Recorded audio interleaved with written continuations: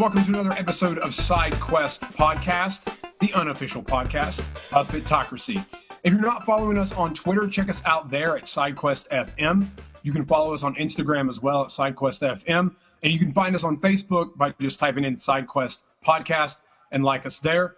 You can also listen to all of the episodes online at sidequestfitness.com/podcast, or the best resource, head over to iTunes, hit subscribe, and while you're there, leave a review. I really love reading the reviews that we have.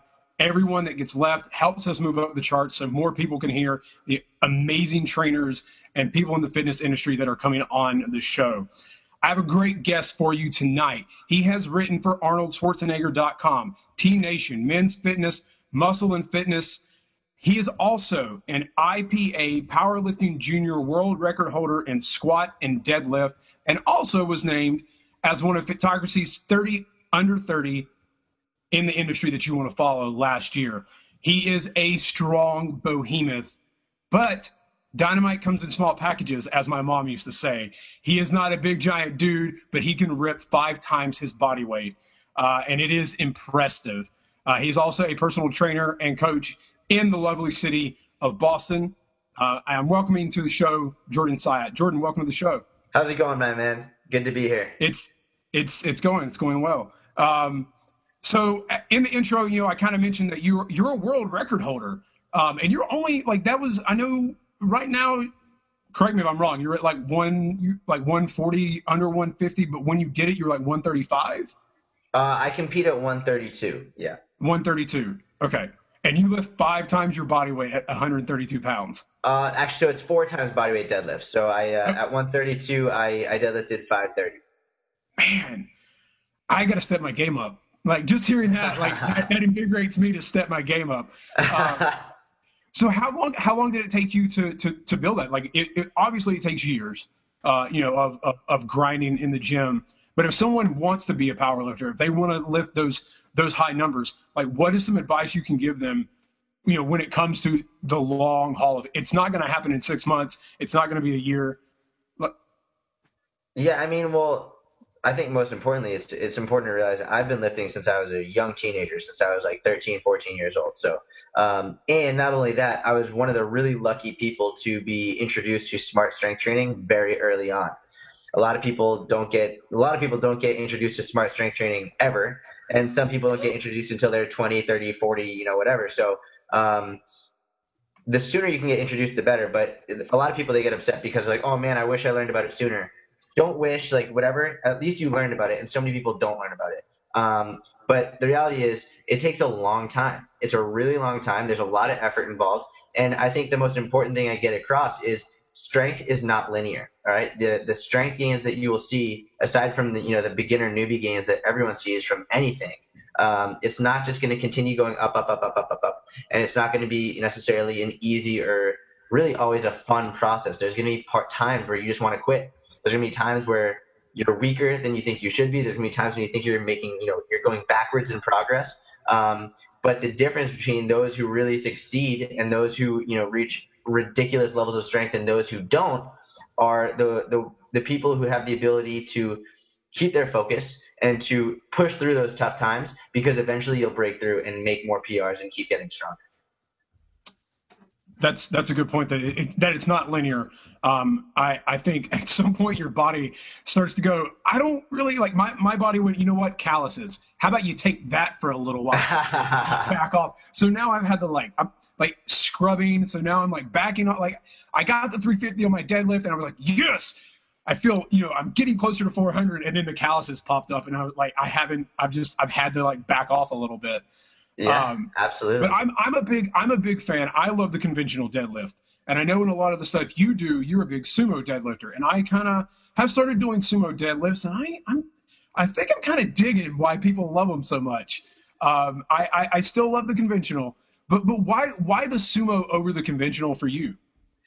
Well, there's a lot of reasons. Do you want to know in terms of when I coach people or more in terms of myself? A little bit of both. Yeah. Why do you choose it for you, and then why do you coach people on it? Because I know a lot of people just, when they talk about the deadlift, it's usually just the conventional deadlift. Right. It's funny. I'll start with, the way I coach people first, and then I'll go to me second. For some reason, I don't really know why, for some reason, the conventional deadlift is just known as the deadlift. As when people talk about the deadlifting, they seem to be talking about the conventional deadlift as opposed to the sumo or anything else. And I think that sort of started to change more recently. But because of that, the first progression that you almost always see people use is the conventional deadlift. When you're teaching someone to deadlift, it's always conventional. And then later you'll go to sumo. And in my opinion, that's ass backwards. Most people, barring any previous injuries or specifically any hip issues, almost are always better to start with sumo over conventional. Most people tend to fall into the technique a lot better in sumo. It feels more natural a lot of the times. And it tends to be safer on the lower back. You're going to use more glutes, use more hamstrings, and because of your torso position relative to the floor, it's safer for the lower back. So I always start people with the sumo variation because, one, if it's their first time deadlifting, they're going to be sore as shit the next day. That's right? True. I remember, no joke, when I first started deadlifting, I remember thinking that I had serious kidney issues because my lower back was so sore. Not because my technique was bad, but just because my body wasn't used to it. And so by starting people with the sumo, they're still going to be sore. Their glutes and hamstrings are going to be wrecked. But I'd rather glutes and hamstrings be wrecked than lower back because that can be a little bit scary. So I almost always start people with sumo and then progress if they want to conventional at some point. With me personally, I'm just a big believer in train. And if you want to like perform well, train what feels best to you. If conventional feels really good, then stick with conventional. If sumo feels really good, stick with sumo. And also don't be afraid to try both because what might feel good 1 month or 1 year or, for a couple of years might end up switching 1 month or a couple, 6 months or a year down the road. So always try both and keep switching back and forth because what feels good now might be different later. But always go with what feels best for you because there's a reason why it feels good. So trust yourself and trust your body. Yeah, I think that's actually a really great point because I think too many times you force yourself to do something because you're like, oh, I have to do this, even though it feels kind of wonky. Right, exactly. It happens all the time. Right, and then you end up hurting yourself, and then so many people, I think that's why a lot of people end up kind of going, you know what, I can't do this, I don't want to do this, just, screw it. I'm just going to go back to eating bonbons and watching Breaking Bad. Well, dude, I mean, it's a good point because you have people who consistently injure themselves, right? Like you have someone who says, oh, everyone says if I don't do an ass to grass squat, then I'm a bitch or like I'm not training properly. And then they keep trying to do that and they keep throwing their back out and they keep getting injured. It's like, no, you don't have to squat ass to grass. Maybe you're better doing a box squat above parallel or not even squatting altogether. You can still see progress. You can still get stronger. You can still do whatever you want without doing what most people deem as, perfect or right. Right. No, I totally agree. I think we all – I think it comes down to, especially like with coaching and training, and granted, listeners know that I'm totally new to this. You guys are the experts that I have on. You guys have been doing it longer. I just have buried my head in this, and I read everyone that is in the world that's intelligent because if you want to be the best, you got to learn from the best. But I think sometimes everyone – you see what works for a few and you think it works for everyone, but we always forget that not everyone's body, though the human body is very similar 99% of the time, not everyone's going to have the ability to go all the way ass to grass or not be able to squat at all. Right. Absolutely. Yeah. So finding those things that work and are comfortable. And I mean, I for the longest time, I didn't want to deadlift because I had a back thing. Which was scary to look at the x-ray, and then a couple chiropractic sessions kind of worked that out. And then, squatting and getting back in the gym and like making sure those muscles in the core were strong and were able to support me helped a lot as well. But I think our injuries sometimes make us think that, we need to do this, but we can't push ourselves too far because we want to be able to live and be 80 and not be on a walker. Right. Yeah. So you've written a new book, and I saw it out there. I do follow you online, so I didn't just have you on the show just for the book. I love your videos. I cracked up at the best one, and I literally could not stop laughing for about 2 minutes.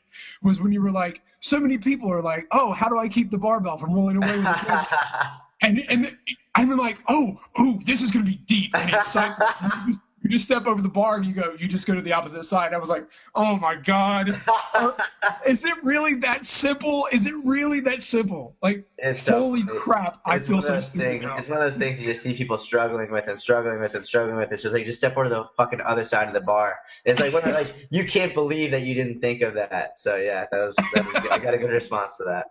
I laughed pretty heartily at that one. But your new book is Raw Strength for Powerlifting. And you want to teach people how to become, in my opinion, Hulk strong. I'm a huge comic book nerd, so a lot of the stuff I do and talk about kind of comes from that world.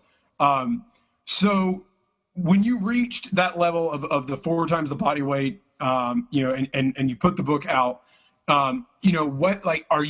is that what the book is designed to teach people to get up to 2, 3, 4 times their body weight?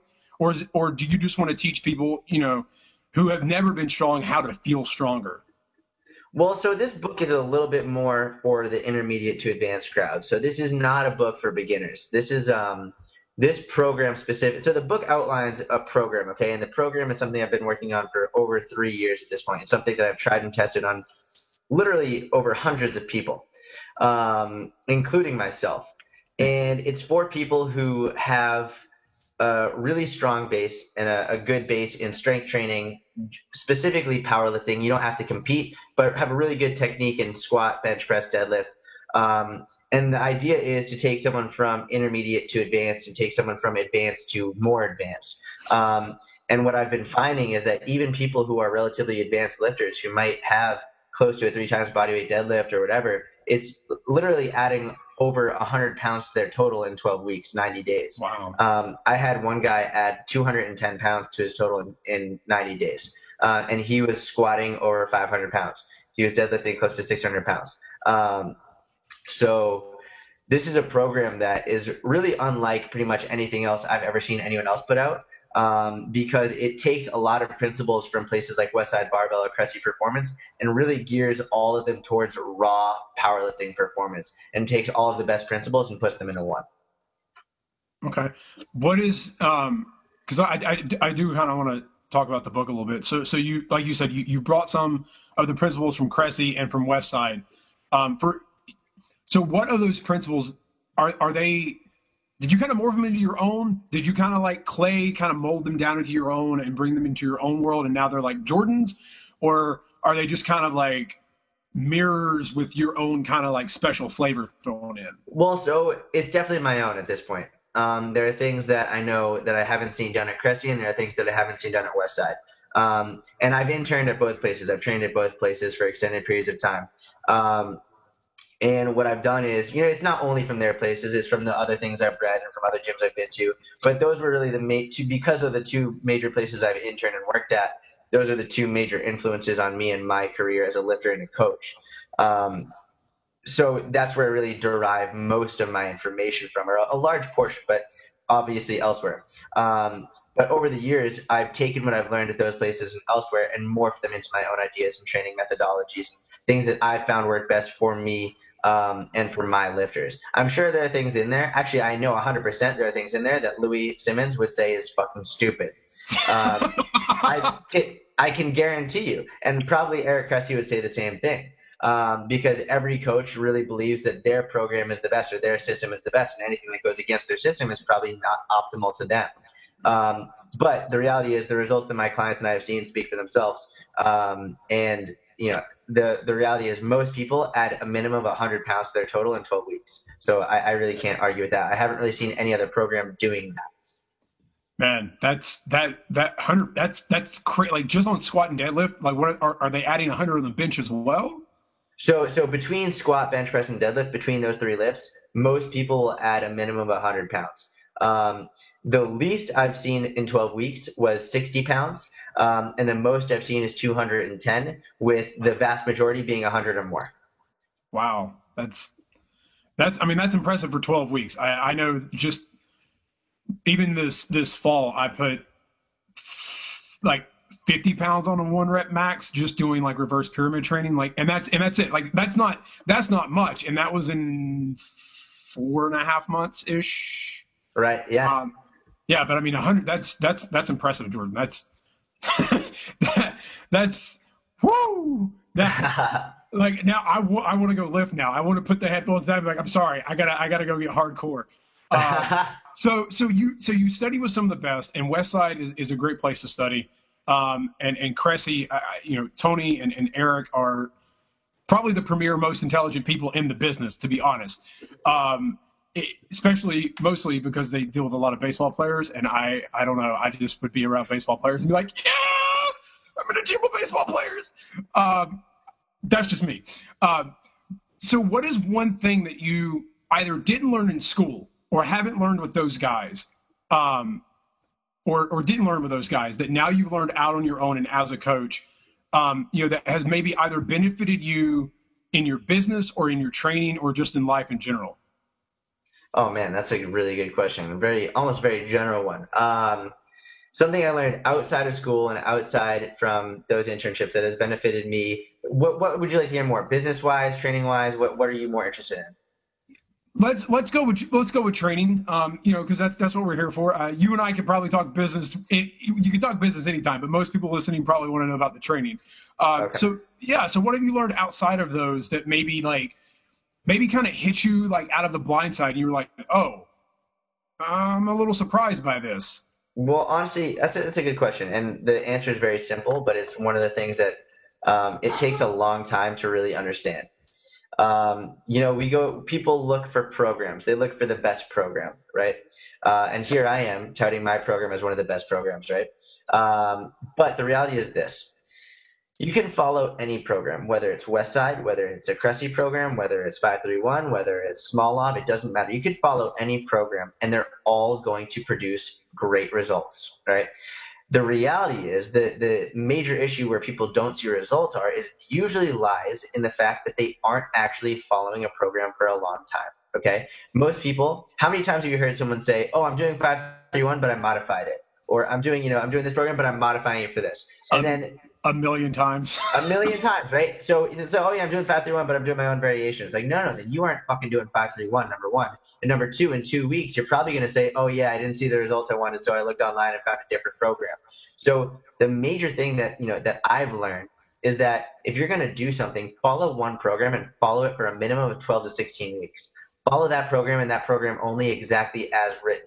And if you follow a program, regardless of whether it's 531, Small Lob, my program, a Cressy program, Westside, whatever, if you follow it for 12 to 16 weeks, I can almost guarantee you will see progress. Unless you are, one of the most highly advanced lifters in the world who really need something completely 100% individualized to your specific needs, and like to your weaknesses and things that you need to target, odds are you're going to get stronger, period.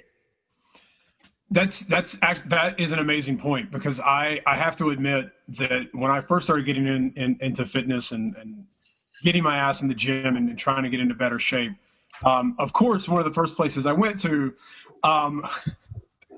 was two places, really. One, bodybuilding.com. Not that there's anything wrong with those guys. I enjoy buying their supplements occasionally when they send me discounts. Guys, you're shipping. You got to get the shipping costs down. I've already told you a million times, I love you guys, but the shipping, it kills me. But anyways, and I would see something and I'm like, I'm going to do this. I'm going to start this program. And then like a week and a half, 2 weeks in, I see another thing and I'm like, oh, and I just start program hopping like Frogger. I'm just jumping across lanes of traffic to get to the lily pad, but I never make it to the lily pad. Exactly. And I think because you aren't seeing progress. And it's like, well, you don't deserve to make progress. Right. And I couldn't. And I think that's something that a lot of people who kind of start beginning kind of go through. Do you think that's kind of because there's so much information out there, and that because as a beginner, you it's not going to take overnight, but you kind of want it to take overnight. And when you don't see what you want to happen, like you just go, well, this isn't going to work. So you go to something else. Dude, of course. I mean, remember, like I said, strength isn't linear. Everyone wants it to be linear, just like fat loss. Fat loss isn't linear. Everyone wants it to be linear, right? So you go to the gym, one day you squat 135, and next time, like, it felt pretty good. You're like, all right, now I'm going to go squat 155. And it's like, oh, fuck, 155 was really heavy. I didn't go up as much as I wanted to go up. So it's like when people program for themselves, or like they have unrealistic expectations as to what they should be achieving, they're setting themselves up for success. It's like, okay, you squatted 135 last time for 3 sets of 5. Maybe do 135 for 4 sets of 5, or maybe do 140 for a set of 5 and then drop back down to 135.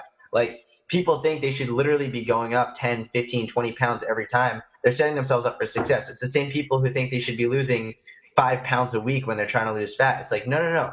You need to realign with what's actually realistic. What you have to reevaluate and learn what's a realistic rate of progress, and then from there you can make more educated decisions. If you think that a realistic rate of progress is adding 10 pounds to your squat every time you go to the gym, you're going to fail.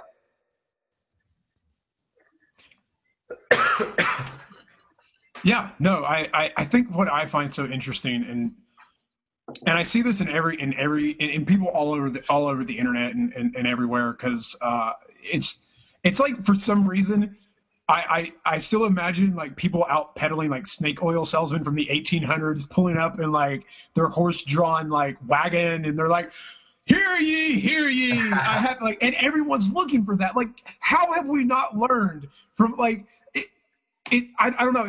Like we can't get past that. We constantly are looking for that shortcut, and I think it's hard for anyone to accept. And I have to admit, even with starting like coaching online and like, all right, I'm going to get into the fitness world, I'm starting a business. Like, my wife even said to me, she goes, I think there's a part of you that wants it all now.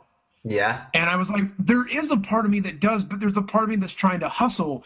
But am I hustling or am I wanting it all now? And then I got really confused for about 3 hours and then had a beer with bed. I woke up clear-headed.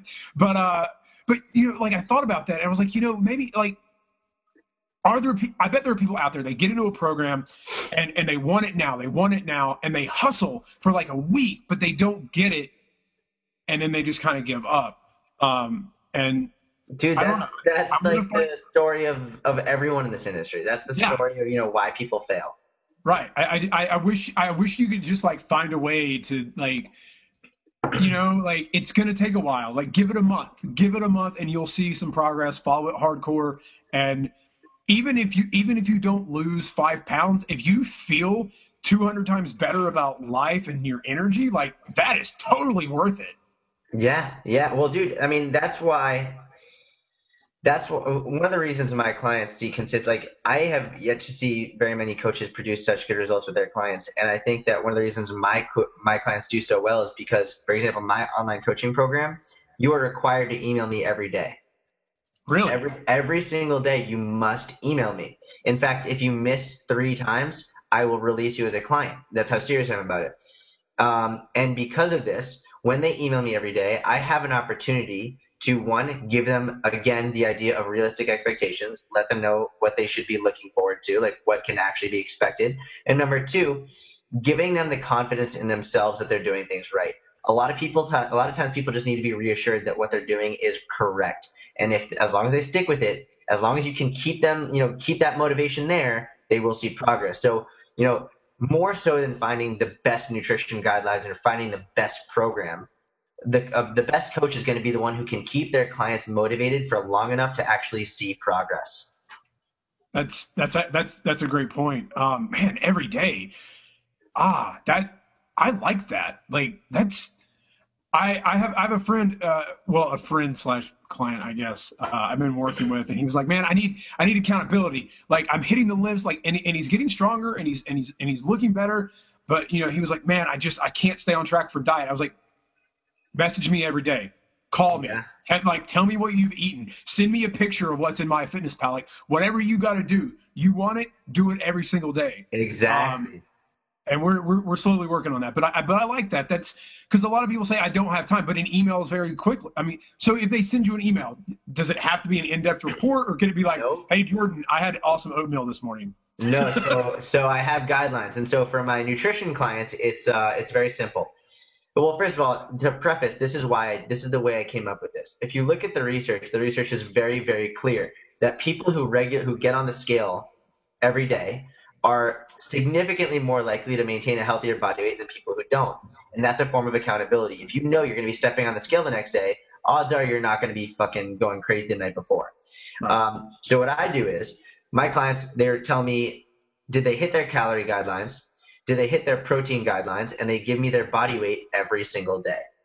And I have over 40 clients at this point online. So I'm getting a minimum of 40, usually upwards of 60 to 70 emails a day from clients, and all based on this idea of accountability. And that is one of the major reasons why my clients see such good results. And it's not because my program is magical, but because I am holding them accountable like beyond anything they've ever experienced before. And yes, I have course modules and I give them nutrition guidelines and like I individualize it for them. And it's a very intensive and in-depth process. But my accountability is unlike pretty much any other program, which is one of the major reasons why they can stay motivated throughout the entire process and see long-term results. Okay, awesome. I'm blown away that you have, because I know a lot of people will be like, oh God, I don't want to send this email. Fine, yes, I did this, I ate this, here's that, but I like, the accountability is key. And I think when you have a group, when you have people that you can work with, that's one reason why I love Fitocracy. It's one reason why, I enjoy. I track everything because I'm accountable to myself, and even my friends who give me crap when I kind of go over, that accountability will keep you going longer. If you're doing it as a lone wolf, it's really hard to do things alone. It's tough, man. It's really tough. Yeah. So let's talk a little about nutrition, because I did read your article that you put up a couple of weeks ago, and I really loved it, about flexible dieting and why it works and why it doesn't work. Okay. Yeah. So everyone loves flexible dieting. I do it myself. I think people freak out when they see me eat a whole pint of like frozen Ben & Jerry's Froyo, and they're like, which I know you can't have because you're lactose intolerant. And people are like, oh my God, how do you not get fat? And I'm like, guys, it's like planning money for a budget. If I have $50 that I can spend on anything, I can buy a bunch of $2 pop guns at the dollar store. I'm just going to have a lot of shitty pop guns laying around. Or I can invest that money into something wiser. I just like Ben & Jerry's. Sure, maybe a sweet potato or 2 or 3 of them are a better idea. Right. I just like ice cream. But like I think so many people kind of got it wrong. Just like, I can eat Pop-Tarts every day. Right. So where did your inspiration kind of come for that? Like, was it with clients? Was it with yourself? Like, what made you kind of go, it does work, but it doesn't always work? Well, I mean, I think the most important thing is that my coaching and my program has improved with the more people that I've worked with. And you have to remember, I'm getting a minimum of 40, if not 60 to 70 emails a day from people who all have the same goal. I'm working with hundreds of people. And I've worked with people who flexible dieting works very well. I've worked with people who have absolutely horrible results with flexible dieting because any of these foods act like a trigger to them and they lose it. Right. And I have other people who start off with flexible dieting as, it being horrible for them. And then over the course of 12 weeks, 24 weeks, 52 weeks, all of a sudden it's like, oh, wow, now I can do it. And I think that's what most people forget. Most fitness professionals, how many freaking fitness professionals have you seen write stories of their eating disorders, write stories about how they were once, in this horrible, horrible place. And then they try and throw people into this flexible dieting mindset immediately. It's like, you know what? You had a progression. Your clients might need one too. And it's not necessarily that flexible dieting is bad, but maybe you need to have a way to progress people to the point of being a flexible dieter as opposed to being like, hey, eat whatever the fuck you want as long as it's within these calorie guidelines. It's like, well, no, if you did that to yourself 5 years ago, you would have been on a binger and you wouldn't be doing what you're doing now. And I think it's really easy for coaches to overlook that. And so, which is why what I do is I always assess the client, number one, see where they are. And number two is I run them through a progression. Some people run through the progression within a week. Other people run through the progression within 52 weeks. It takes a different time for each person, but the more people I work with, the better I get. And the more I realize sometimes flexible dieting is right. And sometimes it's not right. Sometimes it's going to be right. You just have to give it time. Yeah, no, I think, I know for me, I didn't really figure it out because I did paleo for the longest time and felt like crap in the gym after about 4 months, and then realized, oh, carbs are a good thing. I should probably eat some of them. I kind of, I did the hardcore paleo thing, and then again, I went back to eating carbs, and and felt better and looked better. But I tried to do the whole, like, I'm going to eat oats and I'm going to eat rice and I'm going to eat, the good healthy stuff. And I'm going to still stay away from the sweets and whatnot. But once I kind of figured out, oh, wait, they're kind of similar in that, like, they still get broken down into sugar or whatever. And they still have carbs in them. And I just fit them in like I would anything else. I kind of felt better about, like, going out and having food and not feeling guilty. And I think that's one of the hardest things. And I wish I could find a way, like, to get rid of food guilt. I think that's one of the hardest things people struggle with is you get told for so long, oh, no, this is horrible for you. This is horrible. And it just creates, we don't want to eat ice cream. We don't want to eat chocolate. We don't want to eat red meat because, you feel guilty about it. Right. And it's a hard thing to kind of figure out. And flexible dieting kind of helps, but sometimes it doesn't. Again, like you said, if you haven't gone through a progression to figure that out, it's going to cause you to trigger and binge. Right. But I got a couple of fun questions. I always love kind of doing some off-topic fun questions.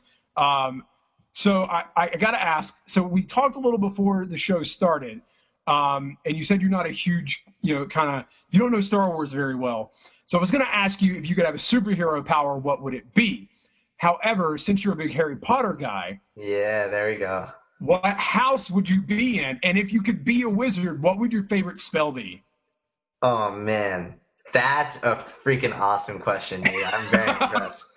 I've had a fair amount of interviews, and I've never been asked that before, and that just made this probably the best interview ever. Okay, so obviously got to be pretty cliche with this one.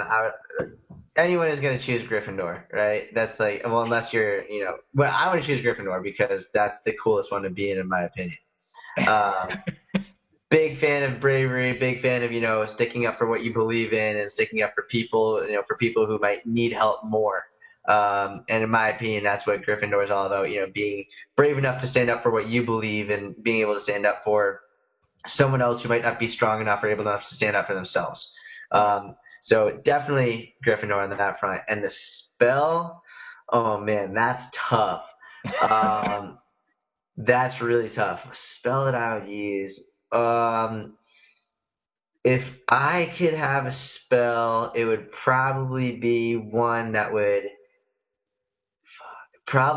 just make bacon anytime, just appear right in front of me. So anytime I want a bacon, boom, baby. Just like get a big plate of bacon right in front of me. And like, I hope my rabbi doesn't listen to this because obviously that's not kosher, but wicked tasty. So that'd be my spell. I like it. A big plate of bacon right in front of you at any time. So I'm assuming because of your age, we're fairly close in the age. You're 24, 23.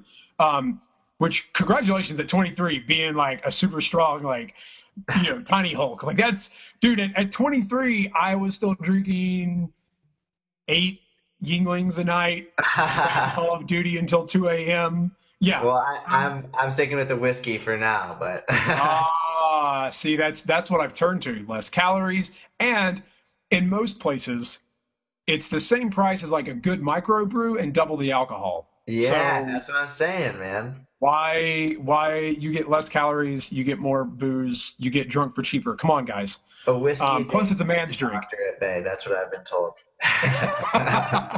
According to Ron Swanson, yes. So I know you're busy. A lot, and you got a lot of emails coming in, and you work in a gym as well in the city. But I got to ask, did you see that Power Ranger reboot, that teaser yesterday, or that whole thing? I actually did not. I apologize. I did not see that. Okay. Well, were you a fan of the Power Rangers as a kid? Who wasn't? Let's be, okay. Of course. Absolutely. All right. So if you haven't seen it, if you got a good 15 minutes, it actually is really, really, really, really good. And at the end, you're going to be like, why isn't this real? I want this now. So what color Ranger would you be, and what animal would your Zord be if you could be a Power Ranger? Oh, wow. Okay. Well, oh, man. Probably be red, just because I think that's the coolest color. Right. But I honestly don't remember it enough to the point of having, of the animals. But if I had to choose like a power animal, well, I actually had a friend recently tell me that The Rock is my spirit animal. So he's not an animal, but I'm pretty cool with that. So I would choose The Rock to be the person that the animal that I ride around. We are talking about Dwayne Johnson, right? Yeah, exactly. Dwayne Okay. Johnson. I just had this, I Yeah. just had this amazing mental image of like you as a Power Ranger, like pulling up your belt and like calling the Rock, and the Rock just like runs in, like a bull, and just like smacks some alien in the face. And then his like eyebrow just goes like, "Can you smell what the Rock is cooking?" Oh man, I'm not gonna lie, he was as much as everyone loved Stone Cold, there was not like something about the like he WCW went downhill. He stole it because he was just so good. Dude, he's a boss. He's a boss. And I don't know his story exactly, but I know he started out, really having a lot of struggles. And he, like any good entrepreneur and businessman and like someone who really wants to work hard, he fought for his way to get up to the top to where he is. He's beyond inspirational in my opinion. Like far beyond, just, the usual stuff, but his work ethic specifically is inspirational. Oh, it's crazy. I think he was going as like his birth name because his father was a wrestler, and they were about to fire him because his matches were crap and no one liked him. And then he just like came up with The Rock as like a character and just came out as that, and like people were like loved it, and it just totally turned his career around. Which I think is an interesting take because it's like, so who really is The Rock? Like, Right. is that you now? Like, if you created this character, have you become the character? Yeah, that would be an interesting thing to ask him someday if I ever got that chance. If you could have dinner with one historical figure, who would it be? Oof. Dude, I like your questions, man. You're on point. Well, You I asked Dick Talons this one, and I did not expect the response that I got. What did he say? What did he say? I can only imagine what Dick said to that. Dick was like, I'm gonna be honest, I'm gonna say it, Hitler. Oh my God. I'm not surprised. Like, I'm surprised, but I'm not surprised at all. Oh that one my that one God. that one took me back a little bit. I was like, all right, okay. It's like, how do you respond to that? Like, Well, he was like, honestly, he was like, I just kind of want to know like what makes someone do crazy things, and if there's anyone in our history who's done something that doesn't make a lot of like sense as a human being, like I don't know, I want to have dinner with him. wow. So if you could Oh have my dinner with one God. person in history, who would it be? Oh, dude, that's tough, man. That's a really tough question.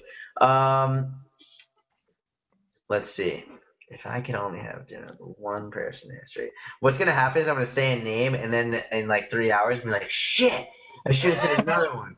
Uh, let me think real fast. Who I would have wanted to. You know I can what? ask you. No, go ahead. I'm gonna say Rosa Parks. All right. I'm gonna say because seriously, All right. I like that. think about how strong she must have been, right? Like think about how brave, Dude, that's balls of steel.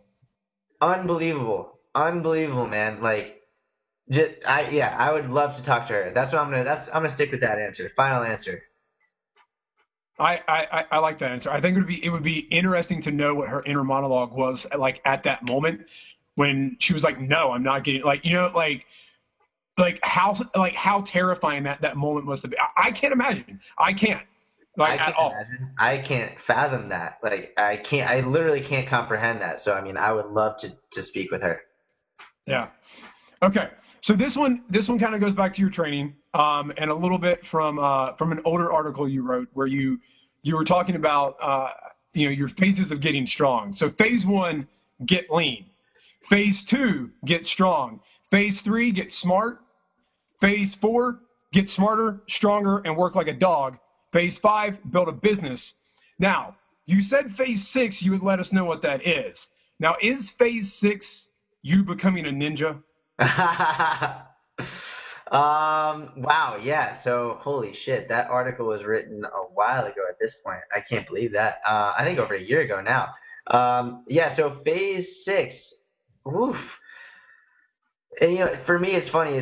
Writing that article was really a challenge because it's difficult to break things up into phases like that, and especially when you're currently in it, it's so challenging to see where you are. And for me, there's so much room for progress still. My business has grown far beyond what I ever expected it to be, but at this point, I'm still like there's so much more to grow. So in terms of my next phase, I am very much excited to announce that I'm going to be competitive in Brazilian Jiu-Jitsu. Um, I'll still compete in powerlifting. Specifically, I'll enter, some deadlift only competitions. I would love to eventually beat Lamar Gant's all-time world record. And I think that's honestly feasible.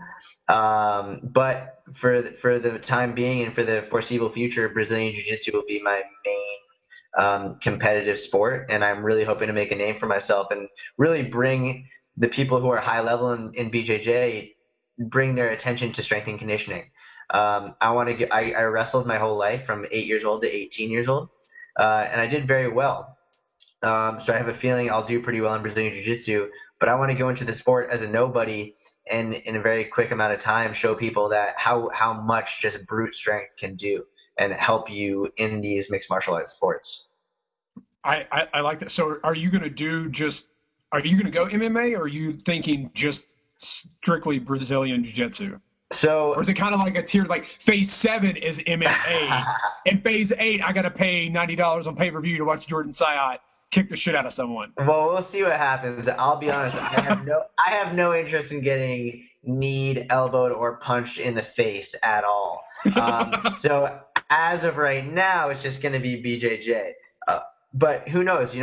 Every twist and turn along the way since I started my own business and powerlifting and everything, I've never expected really what's come. So if I end up doing better than I even expect, and who knows what will happen, but if maybe I will end up going mixed martial arts. But for the time being, I want to just absolutely demolish people in BJJ. I want to make a big name for myself in that. Okay, so Joe Rogan he's kind of the guy that everyone kind of learned about Brazilian Jiu-Jitsu from, because he was a black belt and he did all this stuff. He's the man. I love Joe Rogan. I love Joe Rogan. I want to have whiskey with the dude. Yeah.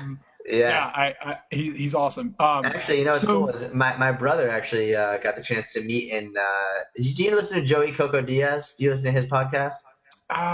No, I listened to The Kid and the Fighter with Brian Callen and can't remember the guy's name, but he's an MMA fighter. So my brother is an entrepreneur as well, and he has his own podcast with a guy named Joey Diaz, and he actually is good friends with Joe Rogan, and my brother got to interview and speak with Joe Rogan, which is really cool. Oh, that's awesome. So he still lives, he still does a lot of working out, and he was a big guy. So how do you think that, like, and he does believe in lifting heavy as well. So how do you think lifting heavy will help you as a fighter? Because when most people think of like a martial arts, we immediately think of like Bruce Lee, who was really like, he was tight, he was fast, but he was powerful. He probably didn't lift 400 some pounds on the regular. Right. Yeah, no, you're right. So how do you think like being a strength guy will help you? Like, are your punches going to be better? Are your kicks going to hurt more? Well, so Brazilian Jiu-Jitsu is a grappling sport. There's no punching. There's no kicking. It's all submission based and It's very similar to wrestling. There are distinct differences, but it's more similar to wrestling that there's no punching or kicking. It's more just submission based. The way that I see it, and again, I grew up as a wrestler. And one of the things that any wrestler, any grappler will tell you is the most important thing is going to be your technique and your conditioning. But strength is so important. I remember my conditioning was better than everyone's, and when I was younger, my conditioning was better than everyone's. My technique was really good, and I was a good wrestler. But the biggest crux of my wrestling was that my strength wasn't there. It wasn't as good as it could have been. And so what I'll never forget is when you go up against someone, and if you probably know this, like maybe just from like being out, in the world, if someone who's really strong grabs your wrist and you can't move your wrist, like that in and of itself is one of the most to have someone's wrist, to have wrist control. You are in control of that person no matter what. If you have wrist control of someone, and think about how much of that is strength. If you control someone's wrist, if you can control someone's arm, and that just from holding their wrist, you control their movement, you control their actions, all of it. And taking that a step further, if you have a really good deadlift, you're gonna be stronger. You're gonna be able to get out of positions that maybe you wouldn't be able to otherwise. You're gonna be able to control your body on top of theirs better. You're gonna be able to control them and hold them in positions that a weaker person might not be able to. Now, a lot of this is very sport specific and specific to really getting good at Brazilian Jiu-Jitsu.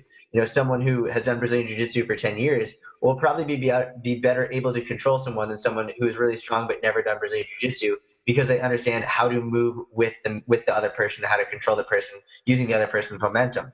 But by combining the two, really brute level of strength with really good experience on the mat and grappling, I don't think there's any other combination that's better than that. The way I look at it is some of the best fighters that I see, the overall best fighters, that whether it's the UFC or Brazilian Jiu-Jitsu, almost always tend to be very, very strong, as well as well-conditioned and really good technique. They have the whole package. Yeah. No, I think you got to be strong. I mean, you're trying to get someone to submit. Like it's not fake wrestling. Like it's real, honest to God, which is probably why I never did really well at it in middle school, because I was a weakling. I only did my first pull-up like 3 years ago, and after I got the one, I was like, yes, take that, childhood. Awesome. I look forward to seeing you grappling online and kicking some ass. So just a couple more before we wind down. But on that same note, you also learned how to backflip recently, and I tried. I know I tweeted out to you I was going to try it. So I took my wife for Valentine's Day. We went to a trampoline park. Nice. By the way, don't do after a deadlift day. Me being an idiot, I was like, oh, it'll totally be, no, it's a trampoline. It'll be soft. No, it hurts. No. So I'm on the trampoline. I'm like, all right. I read Jordan's article. I'm gonna do it. All right. I'm gonna get in the position like I'm gonna deadlift. I'm gonna push off. And I landed face first in a pit of foam. Got nowhere. And I was like, yeah, that would have hurt if I had not done this. So were you scared when you did it? Because you learned it in 20 minutes. Like, was there a part of you that was like, oh God, reconstructive face surgery? Well, I have to be honest. My girlfriend taught me how to do it, start to finish. And she's a phenomenal gymnast, cheerleader, and she can do it on the spot, no question. And so, being able to watch her just like do it, no question, like boom, it gave me a lot of confidence that, okay, all right, this is doable. This is a realistic thing to do. There was really never a moment where I was like, oh shit, I might land on my head. Because there was never a moment like that, mostly because I try to be as logical as possible. And logically, I know that if in my head I'm thinking, fuck, I'm going to land on my head, then I will land on my head. So I followed her instructions, which were perfect. She laid out everything really, really well. And in my mind, all I said was, all I'm going to do is I'm going to jump as high as I fucking can. I'm going to push this floor away from me. I'm literally going to try and push this floor down. And I know that my jump is high enough. And as long as I jump high and do what she says, I'll do it. There was literally not a single doubt in my head, which is why I think I was able to do it. If you have doubt, if you're nervous, if you're unsure of yourself, then you're not going to be able to do it. That's straight up. That's how it works. So I was really lucky to have a phenomenal teacher right next to me the entire time and literally walk me through the entire process. So I was lucky on that front. I agree on the doubt thing. That is probably why, because as I'm there, I'm like, nope, not going to do it. And my wife is like, tuck your knees. You got to tuck your knees. And again, if I listen to 89% of the things my wife says to me, life would probably not involve me making a lot of screw ups. So unfortunately, I landed face first in it. Your wife is right though. Tucking the knees is everything. Like before I even did any type of backflip, my girlfriend Garrett, she laid me down on the ground. She was like, all right, tuck your knees fast. And like she pretty much had me do like a sort of a reverse crunch on the ground to practice tucking my knees in, so that by the time I did it when I was in the air, it was just natural. And that's what makes you spin. It was one of the most important parts. Yeah, I might try it again in a pool. I might do it like on a diving board. I don't know. I want to do it. I've always wanted to do a backflip, and I read that article and I was like, I can do it. I can do it. I'm gonna test it out at this trampoline park, and if I can land, you know what? I'll hold off on that for a little while. So, all right. So my last question, and I always ask this to all the guests because I find it interesting. Dick Talons didn't have an answer because he doesn't listen to music when he works out. But if you do listen to music when you work out, what is your guilty pleasure track that you would shamefully admit to people you listen to? Oh man. Well, it depends. It depends on my mood. If I'm in like an oddly joyful mood, if I'm in like a really like, hey, I'm like really happy today, I will put on Frank Sinatra, and I will blast Frank Sinatra as I deadlift. Interesting. Other times I'll listen to country. And Even then more interesting. if I'm pissed, if I'm stressed out, or if I'm pissed or whatever, I'll throw some Static X or Killswitch Engage on it. I'm good to go. Okay. All right. Yeah. I still. Greg Knuckles told me that he liked Katy Perry and Taylor Swift for some reason. They're just magical to squat to, and I haven't done it yet because there's a part of me that is still like, man, what if I really like it? What if I like oh baby you're fine, and like I start singing and like people are looking at me and I'm like, nothing, I'm an adult over here, don't pay no mind. Yeah. All right. I like the Static X and the Kill Switch. Greg's on point. The only reason I don't listen to Katy Perry or things like that is because I work in a gym, so that stuff is playing all day. So it's like, all right, I've had enough of that. Let me hear something else. And so Frank is my go-to. I love Frank, but I don't think I would ever like deadlift the Frank. But maybe I'll give it a try. All right. Try it out, man. You might like it. You'd be surprised. Yeah. Well, Jordan, I've had a great time. If people want to find you and they are interested in checking out the book, and I will definitely link it in with the show notes and when I put it up on Facebook as well, where can they find you and where can they get the book? So if you want to find me, you can go to my website, which is www.syattfitness.com. The best thing you can do is sign up for my newsletter. That's where I give a whole lot of exclusive free content to my members. You can sign up for free. You get 4 free ebooks with it. And if you want to look at my Raw Strength ebook, then you can go to the products tab on my website, and it'll be right there.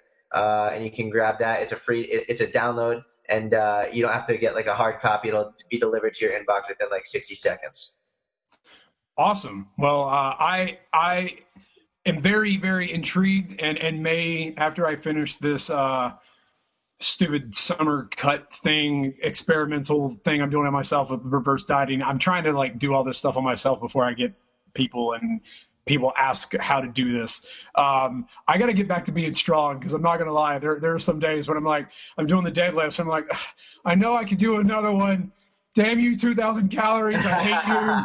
I miss eating. But I gotta get the strength back. I do miss a lot of that. So Jordan, thank you so much for coming on. I had an awesome time. And hopefully one day maybe you can become a member of Gryffindor and get your magical spell. That day, I want to like science. Just give me lightsabers and give the Harry Potter people their spells. That's it. We could honestly, world peace could be done if we had lightsabers and wands. You know, that's probably not what I would have expected to hear, but I would agree. I would love that. So, I mean, if science could bring that and make that happen, I'm all for it, man. Yeah, but then you probably have a lot of like fail videos of people chopping their arms off and wands ending up. But, you know, people are going to do dumb things. There's a reason exactly Johnny Knoxville made a living. So, Jordan, again, thank you so much for coming on. Guys, I hope you enjoyed it. Please check out Jordan's website. And if you're interested in finding a strength coach, Jordan is honestly one of the most premier coaches out there in the strength world. The guy's 132 pounds, and he lifts 4 times his body weight. So he knows what he's talking about. Thank you so much, man. It was a pleasure.